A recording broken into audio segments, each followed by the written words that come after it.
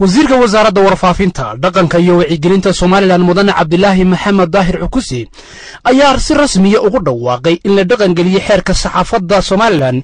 xeer 720 isla markaana la sameeyay guddi madax banaan oo hagi doonta howlaha warbaahinta Soomaaliland oo ka imanaysa qaybaha bulshada Soomaaliland wasiirka wasaaradda warfaafinta dhaqanka iyo wacyigelinta Soomaaliland mudane Cabdilaahi Maxamed Daahir Cukusi oo maanta shirjiraad ku qabtay xafiiska wasaaradda warfaafinta ee magaalada Hargeysa ayaa ka hadlay xeerka saxaafadda Soomaaliland ay soo diyaariyeen xubno ka tirsan warbaahinta madaxa banaan ee Soomaaliland isla markaana uu saxay madaxweynihii hore Soomaaliland Daahir Riyaal Kaahin iyo madaxweynaha talada Soomaaliland haya mudane Axmed Maxamed Maxamuud Zilaanyo ayaa wasiir Cabdilaahi Maxamed Daahir Cukusi wuxuu maanta ku dhawaaqay in laga bilaabo uu dhaqangal noqday xeerka saxaafadda Soomaaliland xeer 720 maanta waxaynu saxeexnay xeer nidaamiyihii xeerka saxaafadda iyo heshiiskii ama code of conductkii ay saxaafadda madaxa bannaan samaysay waqtiyadii doorashada xeer nidaamyahaasi aanu soo saarnay waxa uu tilmaamayaa ku dhaqanka xeerka saxaafadda ee xeer number 27 iyo xeerkii anshaxa ama code of conductkiis ay saxaafaddu samaysay waqtigii doorashooyinka oo ah mid aada u qiimo badan goldoloolo badanna daweyn kara waxaa ilaahay mahadiye xeer nidaamyahaasi aanu saaka saxeexnay wuxuu tilmaamayaa sida uu xeerka saxaafaddu ogol yahay xeerka anshaxuna ogol yahay in la abuuro guddiga anshaxa guddida anshaxa waxay noqon doontaa guddi anshax oo ka kooban sharci yaqaan xuquuqal insaanka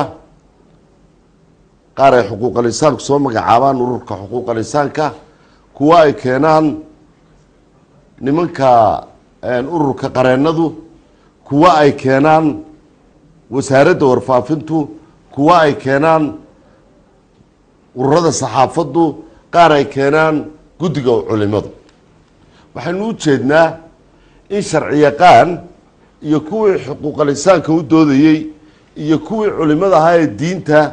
aqoonta u lahaa iyo kuwii saxaafadda u lahaa aqoonta oo ururada saxaafadda ah iyo kuwii saxaafadda dowladda gacanta ku hayay ay shargareeyaan qolo waliba ay keento qof khibradaa leh oo dabeetana ay noqdaan board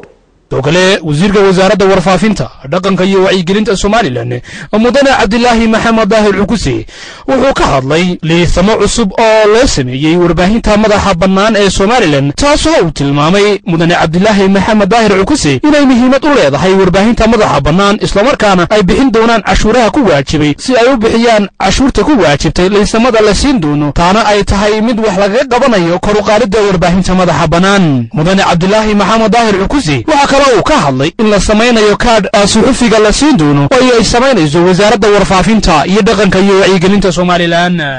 waxaanu rajo weyn ka qabnaa inay akaademiyada nabaddu noqoto hoygooda ama halka ay fadhiyaan ee xafiiska ku yeelan doonaan dabadeetana xeer nidaamyahooda kale xeerkooda hoose ee ay ku wada shaqeynayaan ay samaystaan waqtigaasi fogay waxa kaloo uu xeer kale tilmaamaya sidii aan ballan qaadnay inuu saxufigu ama saxaafaddu ay noqoto mid cashuurta qaranku ku waajibiyey shubta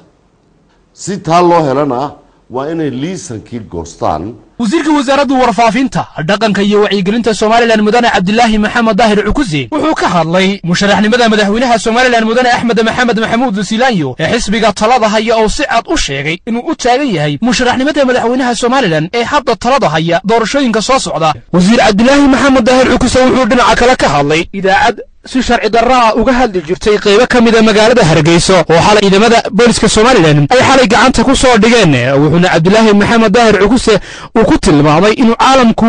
uu ka midaysan yahay waxyaabaha sida sharci darrada loo adeegsado taasna uu tilmaamay inuu waddankani leeyahay xeerar la xidhiidha dhinaca warbaahinta oo wasiirka wasaaradda warfaafinta Soomaaliland Cabdilaahi Maxamed Daahir Cukuse sidoo kale wuxuu ka hadlay warbaahinta ku dhex milantay xisbiyada iyo nidaamyada beelaha uu tilmaamay inay xeerarkan iyo sharciyadan u yeelo dalka ay wax badan ku dabad doonaan oo tallaabo laga qaadi doono wasiir Cabdilaahi Maxamed Daahir Cukuse wuxuu tusaale iyo talooyin wax ku ool u soo jeediyay warbaahinta ku milantay nidaamka iyo xisbiyada uu tilmaamay inay taasi wax badan ka dhaawacaysa mihnada warbaahinta Soomaaliland